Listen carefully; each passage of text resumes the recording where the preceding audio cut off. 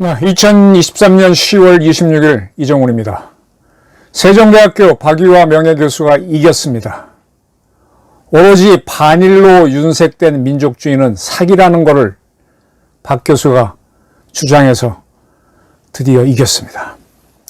저는 학자는 박사학위는 나중에 받았으니까 그래서 스스로 학자라고 생각하지는 않는데 저는 학자들을 그렇게 존경하지 않아요. 심오하게 공부하신 분들은 존경하지만 사실을 곡해하는 학자들이 의외로 많다는 걸 잘 알고 있습니다. 기자에 비하면 사실 추적도 못하는 사람들이 이념에 젖어서 사실을 곡해하는 사람들이 많습니다. 대표적으로 주사파 내지는 그쪽에 기울은 학자들입니다. 그들은 주사파하고 북한이 하고자 하는 뻘건 항일 그리고 남부공정을 도운 세력들입니다. 우선 대법원 판결 나온 것부터 보겠습니다. 박유하 교수가 일본군 위안부 피해자들을 명예훼손했다라는 송사, 이게 장장 10년을 끌었죠. 10년인가요? 8년? 2014년부터 시작됐습니다. 2014년 6월 달이니까 10년도 더 됐네요. 10년 4개월. 그때 위안부 피해자라고 하는 할머니 9명이 자발적인 매춘부를 했다. 일본군과 동지적 관계에 있었다. 라면서 무슨 얘기냐면 박유하 씨 제국의 위안부를 보게 되면 조선인 위안부들이 자발적으로 위안부가 됐다. 매춘부가 됐다. 그리고 일본 군인들과 동지적 관계를 맺었다며 자신들을 명예를 훼손했다. 라면서 민형사 고소하면서 시작된 겁니다. 처음엔 법원은 가처분 신청을 인용을 해줬죠. 그래서 위안부들을 유괴하고 강제 연행한 것은 최소한 조선 땅에서는 그리고 공적으로는 일본군이 아니었다.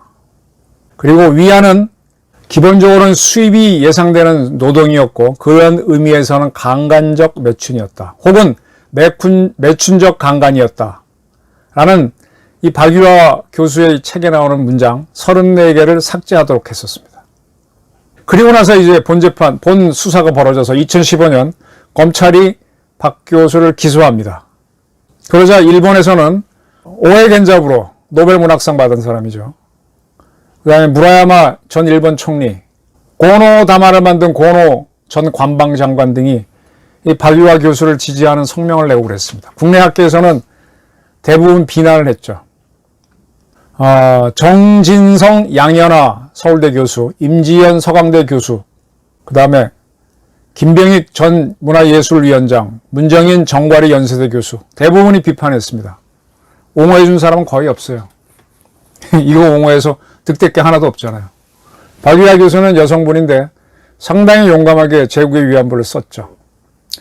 굉장히 시끄럽게 됐습니다. 근데 1심에서 2017년 1월 이때가 어떻게 됩니까? 촛불 시위가 한참 일어나고 반일을 모토로 한 문재인 세력이 집권하기 직전이죠. 1심에서 무죄가 나옵니다. 그리고 5월달 선거에서 문재인이가 집권을 하죠.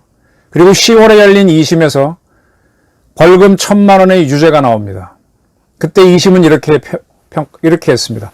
강제연행이라는 국가폭력이 조선인 위안부에 관해서 공적으로 행해진 적은 없다. 위안부란 근본적으로 매춘의 틀 안에 있던 여성들이다. 등등 11개의 표현이 허위사실이다. 명예훼손이다. 이렇게 판단했습니다. 2심은 그렇게 봤어요. 우리나라 이 재판부가 정치에 굉장히 영향을 받습니다. 정치에 영향을 받는 거는 신문이나 방송들이 만드는 여론에 또 영향을 받아요. 그래서 이 판사들이 대단할 것 같죠? 천만의 말씀.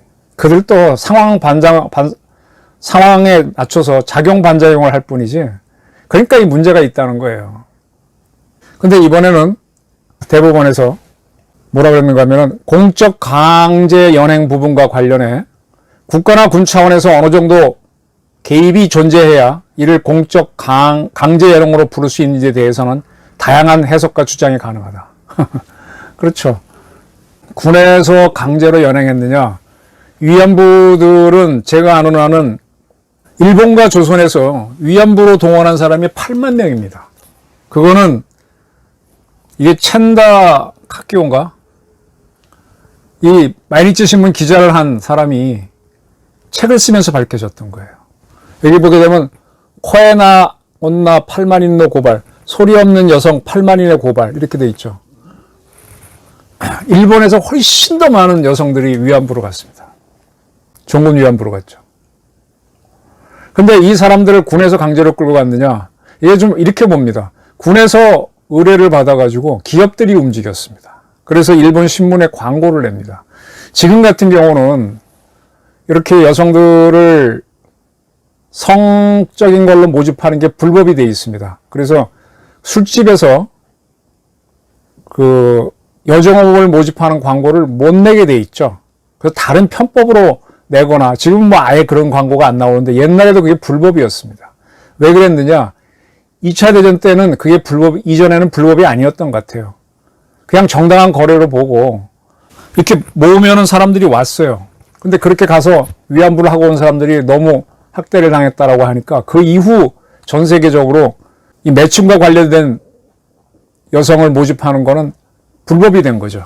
지금은 불법이지만 2차 대전 때는 아니었습니다. 그래서 일본 신문에도 났고 우리 조선 신문에도 우리 땅에서 발행되는 신문에서도 그런 광고가 실렸던 게 사실로 알고 있습니다. 그렇게 해서 간 사람들이 8만인데 이거를 강제냐 아니냐. 왜냐하면 광고 보고 찾아왔으니까. 그리고 이제 거기서 약속한 대로 안 했다 그러면 그건 거래에 은해서 서로 불법이 있어 다툼은 있을지만 이게 강제냐 아니냐. 근데 군에서 부탁한 거니까는 의뢰한 거니까 강제로도 볼 수가 있고 군은 또 국가니까 국가 개입 보기 나름이죠. 지금은 이렇게 모집하는 게 모든 게 불법이니까 문제지만 그때는 아니라는 겁니다. 그래서 대법원은 다양한 해석과 주장이 가능하다라고 봤고 그리고 박 교수의 주장은 대중의 언어 간섭에 비춰 용인될 수 없는 수준이 아니다. 이렇게 얘기했습니다. 오히려 박 교수는 강제로 끌려가는 이들을 양산한 구조를 만든 것은 일본 제국이다. 맞죠? 왜? 대일본 제국이 그들이 말한 대동아 전쟁을 일으켰잖아요. 37년도에 중국을 쳐들어갔고 그 다음에 41년도에 진주만을 때리면서 동시에 인도네시아, 필리핀, 말레이시아를 쳐들어가면서 태평양 전쟁을 만들었지 않습니까? 중일 전쟁하다가 대동아 전쟁을 만들었잖아요.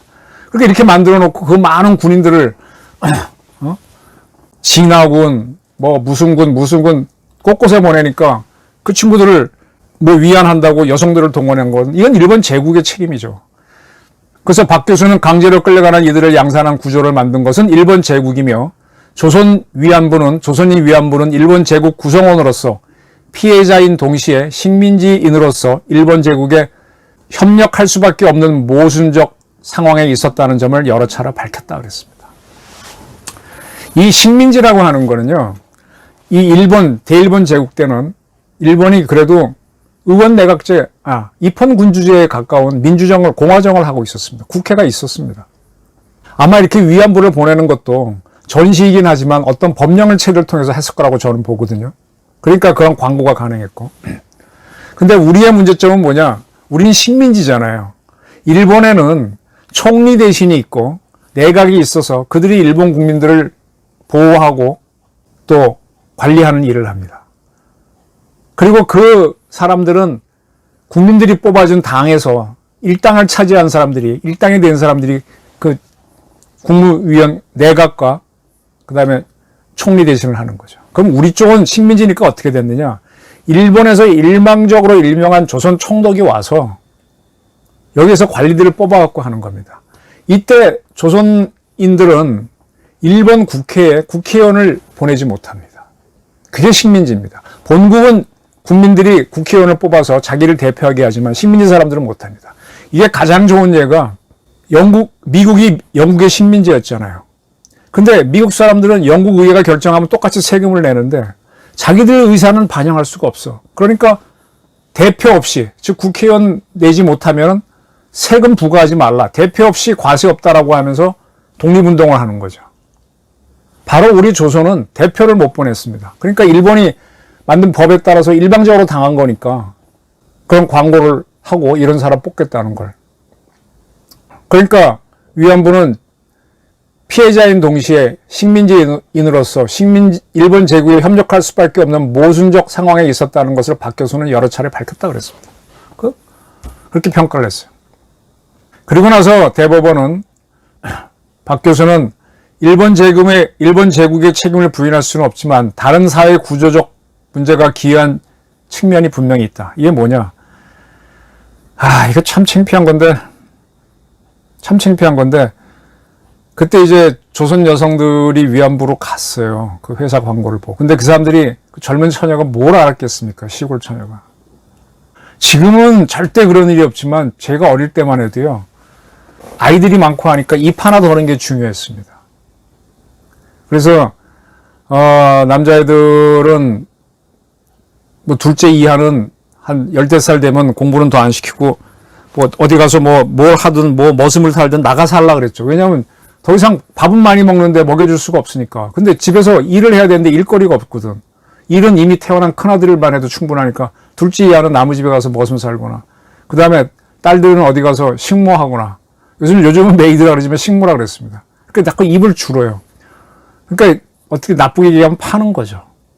그게 일제시대 때 우리가 그리고 제가 어린 60년대에도 저희 집에도 식모가 있고 그랬습니다. 그게 현실이었습니다. 형제, 자매 이런 거 별로 없어요. 그게 나중에 박정희 대통령 때 막 산업개발할 때 한입 던다라는 의미로 딸들이 나와갖고 여공이 되는 겁니다. 어디 공단에 가서 일을 하고 자기네끼리 기숙사 살면서 그 집에서 밥을 안 먹으니까 그리고 나중에 돈 벌어 갖다 주니까 좋아하고 그런 구조죠. 남자들도 그게 뭡니까? 중동에 가서 근로자면서 돈 벌어주고 그렇게 되는 거죠. 이제는 좋은 세상이고 옛날에는 안 그랬던 겁니다. 다른 사회 구조적 문제가 기여한 측면은 바로 이겁니다. 그래서 일본 제국의 책임에만 집중해서 한일 갈등을 키우는 것은 문제 해결에 도움을 주기 어렵다.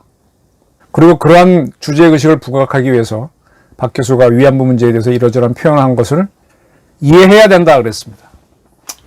저는 맞는 판결을 했다고 봅니다. 아까 앞서 있었던 문재인 때의 2심은 명예훼손에 해당된다고 1,000만 원 때렸는데 아니다 그런 거죠. 이제 다시 이렇게 되면 2심으로 가서 최종 판결이 나옵니다. 거기서 뭐 뒤집어질지 모르겠지만 이런 겁니다. 이 종문 위안부 문제 그 유명한 윤미향이가 참 많이 빨아먹었죠. 시작은 이 책입니다. 천전하광 이 마이니치 신문 기자 출신이었어요. 그냥 자기 고향에서 종문 위안부가 있다는 걸 알고 자기가 이리저리 자료를 뒤져서 찾아냈죠. 센다 가코네 우리 바로 센다 가코라는 기자가 썼습니다. 이게 이 책이 나온 게 몇 번 소개를 했는데 이건 저희 아버지가 왜 그랬는지 부산에 있을 때 이걸 사가지고 오랫동안 갖고 계셨어요. 소화 48년이니까 25년 더하면은 73년에 나온 책이구나. 소화 48년 10월 달에 초판 발행했네요. 1973년. 그리고 이제 일본에서 이걸 가지고 같은 이름, 종군 위안부라는 이름으로 영화가 만들어서 대히트를 칩니다. 그러니까 일본도 위안부 문제를 전쟁 끝나고 45년 끝나고 73년이니까 한 30년 동안 묵혀놨다가 그때서야 이제 말할 수 있었던 거죠. 일본에서는 우리처럼 뭐 이렇게 보상운동 이렇게 일어나지가 않았어요. 왜냐하면 보상 문제는 그때 이미 그걸로 된 거고. 기업들하고 관계해서. 이거를 이제 그때 대학 교수님들은 일어를 다 하셨어요. 일본서 공부하신 분들이 많으니까. 이화여대 영문과의 윤모 교수가 이걸 보신 거죠. 그리고 자기 어릴 때 기억도 있고 하니까. 그래서 종군 위안부였던 할머니를 찾아내서 노태우 때니까 90년쯤인가 처음 밝힙니다. 일본선 이게 히트를 친 걸 다 알고 있으니까. 그러면서 일어난 겁니다. 일어나니까 이 종군 위안부 할머니들만 나와서 하면 되는데 근로정신에는 뭔가 하면은 위안부랑 전혀 다른 겁니다. 일제가 자기네가 이제 전쟁도 했고 그것을 떠나서도 무슨 산업을 해야 되는데 지금 우리나라에서 파키스탄이나 이런 데서 무슨 뭐 여러 가지 이름으로 와서 일하는 사람들 많죠. 뭐로 와 있지? 명분? 뭐 무슨 연수생 이런 걸로. 예. 걔네들 가면 파키스탄 이런 데 가면 인류대학 출신들 친구들이에요. 몽골 이런 데 가보면. 거기서는 일거리가 없어. 근데 여기만 오게 되면 돈을 따따블로 벌잖아요. 한 몇 년 하면 거기서 집 사고 부자 될 수 있거든. 조선에는 일거리가 없습니다. 그래서 그때 소학교, 보통학교 나온 사람들, 지금 얘기하면 초등학교죠. 아주 우수한 사람들이 교사 추천을 받아가지고 옛날 박정희 시대 때 여공들처럼, 기능공처럼 일본에 가서 그 기업에서 일을 하죠. 뽑혀간 거기 때문에 징용, 이 징자가 징기야 될 징자가 아니라 뽑혔다는 뜻이죠. 뽑혀가서 쓰임을 당했다는 거죠. 그래서 근로정신대들이 남자 여자들이 많이 갔습니다. 이 사람들이 하나 억울한 거는 이 사람들은 해방되고 나서요. 친일파로 몰려서 입도 뻥긋 못했어요. 종군 위안부도 친일파로 몰렸었고 괜히 일본하고 뭐 가까웠던 건 우리가 막 다 싫어하고요. 막 뭐 다 뺐을 때입니다. 근데 세월이 바뀌어서 종군 위안부가 억울하다 그러니까 이 종군 위안부 할머니는 그때 한 명만 하고 더 안 나오려고 그랬죠. 부끄럽고 하니까. 그러니까 그때 이 불구죽축한 세력들이 정신대도 그래서 처음엔 정신대 대책위원회를 만들어요. 정신대들은 그 사람들은 봉급을 쭉 받고 일하다가 전쟁 끝난 다음에 우리로 돌아왔습니다. 돌아왔는데 마지막 봉급 몇 달을 못 받고 그때 일본이 강제 국민저축 저희도 중학교 고등학교 때 국민저축 강제로 했었어요. 학교에서. 받았나 안 받았나 기억이 안 나는데 마지막에 그거를 못 받았다. 그걸 돌려다오. 이렇게 하게 되는 그걸 돌려받기 위해서 막 몰려옵니다. 근데 박정희 대통령이 일본하고 국교 정상화 맺을 때 일본이 그걸 알아요. 못 준 걸 알아요. 기록이 다 있잖아요. 그래서 그걸 어떻게 하냐 그래서 일괄해서 우리한테 청구권 자금이라는 명목으로 줍니다. 근데 박정희 대통령이 이미 돌아가신 사람들은 그거를 주고요. 살아있는 사람들은 니들이 건강하게 일해 먹고 살아. 쉽게 말하면. 그리고 친일파잖아. 그 약간 뭐 주고는 안 주고 그 돈 가지고 포스코 짓고 경부고속도로 닦았습니다. 그거 덕분에 우리가 지금 산업화해서 이렇게 살게 된 겁니다. 그걸 알아요, 이 사람들이. 그래서 내 돈 갖고 포스코 뭐 했으니 이렇게 합니다. 그래서 정신대 대체가 막 커져갔고요. 정신대하고 종군 위안부를 헷갈려요. 둘이 같은 걸로 알아요. 전혀 다른 겁니다. 이거에 깜빡 속아 넘어간 사람이 누구냐? 노무현 대통령. 그는 아주 반일을 즐겨 사용하고 싶어 했죠. 그래서 이거 문제 풀자고 일본하고 회의를 했는데 일본은 돈 다 줬고 이 징용 간 사람들은 종군 위안부가 아니란 걸 알았어요. 그래서 아차 싶어가지고 창피하니까 그냥 대한민국 정부 예산 특별 해결해서 한 1조 원 조금 안 되게 객출해서 이 정신대 가신 분들 돈을 다 주는 걸로 퉁치는 걸로 끝냈습니다. 잘못 건드렸죠. 그래서 정신대 떨어져 나가니까 위안부만 남았잖아요. 그러니까 그때서야 윤미향이가 정신대 대책위원회를 정의 구현연대로 이름 바꿔요. 다시 정자를 쓸 수 있게 한 거죠. 그게 바로 지금 그러면서 이제 그 후에 나도 위안부에서 여러 사람들이 나오는데 그 사람이 진짜 위안부인지 아닌지는 계속 의문점들이 많아요. 왜냐하면 위안부로 가기에는 너무 나이가 안 맞아. 너무 어려. 그리고 일본에는 이 사람들을 고용해 갔기 때문에 기록이 있는데 일본이 그거 처음에 따지려고 하다가 한일 관계 때문에 안 따지겠다 그랬습니다. 일본에서 뽑아갔죠. 일본 기업들이 뽑아갔잖아요. 확인이 되죠. 근데 일본이 그거 따져봐야 더 뭐 좀스러운지 뭔지 그냥 조선인을 데려간 건 사실이고 하니까 그래서 이제 한일 국교 정상화 하면서 청구권 자금으로 다 했는데 또 줄 수는 없고 그래서 한일 기금을 만들어서 100억 원을 만들어 주겠다 그랬는데 그거를 박근혜 대통령이 나중에 그걸 받았죠. 돈을 일본이 안 주다고 한 건 100억 원 받아내고 뭐하고 이제 할머니에 대한 복지하도록 했는데 이거를 문재인이 들어와서 다 뒤지고 없고 무효화 시켰잖아요. 그러다가 지금 윤석열 정부가 들어와서 그걸 다시 받는 걸로 하고 지금 정리해 가고 있는 단계입니다. 문재인은 아주 철저하게 반일을 이용했어요. 자, 그게 뭡니까? 그게 주사파들이 문재인을 통해서 했던 뻘건 항일, 남부공정이었습니다. 그 희생장으로 박유하 교수를 삼았던 겁니다. 그리고 그들은 계속 그들의 목표는 공산 세력을 만드는 거잖아요. 거기에 제대로 알고 간 놈도 있고 그냥 얼치고 떨레떨레 따라간 놈들은 더 많고 세상 불만 많으니까. 그건 뭐야? 프롤레타리아 세계를 만들기 위해서 가는데 일단은 그걸 바로 집어넣으면 워낙 저항이 크니까 반일, 이 공산주의 세력들이 항일 운동했단 말이에요. 근데 지들만 했나? 민족주의도 했지. 근데 민족주의에서 항일 운동했던 인촌 같은 사람은 다 친일파로 몰아버리고 그러면서 항일을 내세워서 이 공산주의를 자꾸 집어넣는 거예요. 소련군 대위 출신은 나중에는 소련군 대위 출신인 김일성도 독립훈장 주자고 할 판입니다. 홍범도는 소련군 대위가 됐어요. 우리 대한독립군단을 소련군에 갖다 바치고 난 다음에. 그런 건 절대 문제 안 삼아요. 소련하고 어떻게 한 거는.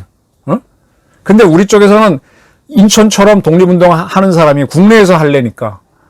그러니까 자기 보호와 세력 보호를 해서 일본이 요구하는 거 좀 들어줬어. 그걸 갖고 다 반일, 친일파로 몰아. 그리고 백선엽 이런 사람들이 조국에 기여한 거는 그 사람들이 나중에 공산 세력들에 앞장섰기 때문에 다 친일파로 모는 겁니다. 이게 바로 주사파라든지 운동권들의 남부공정. 그래서 그들은 뻘건 항의를 정당화시키는 겁니다. 근데 여기에 아주 편승한 게 누구냐? 저는 사실을 추적하지 않는 대한민국의 사학자들이라고 봅니다. 사학자들을 쭉 만나보면요. 의외로 좌파가 많아요. 글쎄, 왜 많을까?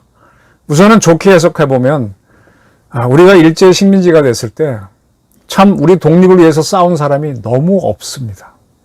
제가 하면 할수록 홍범도, 김자진을 영웅화하는 거에서 비애를 느껴요. 김자진 선생은 붉은 운동으로는 가지는 않았지만 그 청산리 전투도 보게 되면 일본의 정규 부대를 깬 게 아니라 그냥 그런 거예요.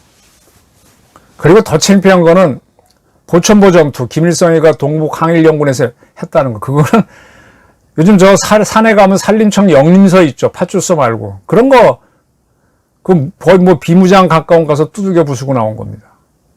일개 중대병력에 가서. 지금 하마스가 하는 거에 비하면, 이스라엘 친 거에 비하면 10,000분의 1도 안 되는. 참 창피합니다. 나는 왜 이렇게 조선민중들이, 독립운동은요, 저는 기본적으로 3.1운동처럼 만세 해서는 안 된다고 보는 사람이에요. 총 들고 일어나야 돼요. 모든 독립전쟁사를 공부해보면 총 들고 일어나는 거지. 그리고 운 좋게, 국제정치의 변화에 의해서 우리를 지배했던 나라를 약화시키기 위해서 분할시킬 때 독립하는 경우가 있어요. 우리는 그렇게 독립해버린 겁니다. 저항을 제대로 못했습니다. 그게 너무 부끄러워요. 근데 그걸 객관적으로 보고 앞으로 이런 일이 있으면 결사적으로 싸우자 이렇게 해야지. 이 조그만 독립운동을 과대포 포장해가지고 너무 키웠어. 그게 김구고 그게 홍범도예요. 해군은 홍범도 잠수함까지 만들었어. 홍범도 잠수함 만들려면 백범 김구함이 먼저 나와야지. 참 우리 군도 저 모양입니다. 지금 해군은 이름 바꾸기 불편하니까 그냥 가고 육군은 그래도 육사 안에서 교육용으로 홍범도는 못 되겠다고 빼내는데 그게 대단한 한 거라고 야당은 저렇게 난리야. 그런데 정작 지금 박유할 교수 무죄 나오니까 찍소리도 못합니다. 윤석열 정부 들어와서 되는 것도 있고 안 되는 것도 있는데 이런 것들이 이거를요 이념 전쟁으로 보시면 안 됩니다. 이건 이념이 아닙니다. 이거는 누가 정통성이냐의 문제입니다.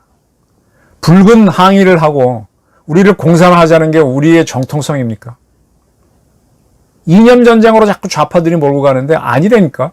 이거는 누가 정통성이 있느냐의 문제예요. 공산주의 사상은 원래 우리 것도 아니었습니다. 박유하 교수가 상당히 힘들었을 거예요. 근데 이런 대법원 판결, 저도 재판 한 몇 번, 저도 재판 잘 안 걸리는 기자인데 탈핵 비판 냈을 때 문재인 측하고 재판 걸고 할 때 그 재판부가 보인 비열함. 비열함. 2심에서 이제 막아내고 나오긴 했지만 그런 겁니다. 그들이 자꾸 이 판사들이 이념 대결에 해서 좌우로 해갖고 이쪽에 편들어 주려고 논리를 만들어서 줘. 그래서 저도 지고 하는 거예요. 사실대로 가면 잘 안 집니다. 박유하 교수도 사실을 보고 가다가 아주 큰 고통을 받았는데 그가 뻘건 항일 남부공정을 막아냈습니다. 박 교수님한테 경의를 표하는 바입니다. 감사합니다.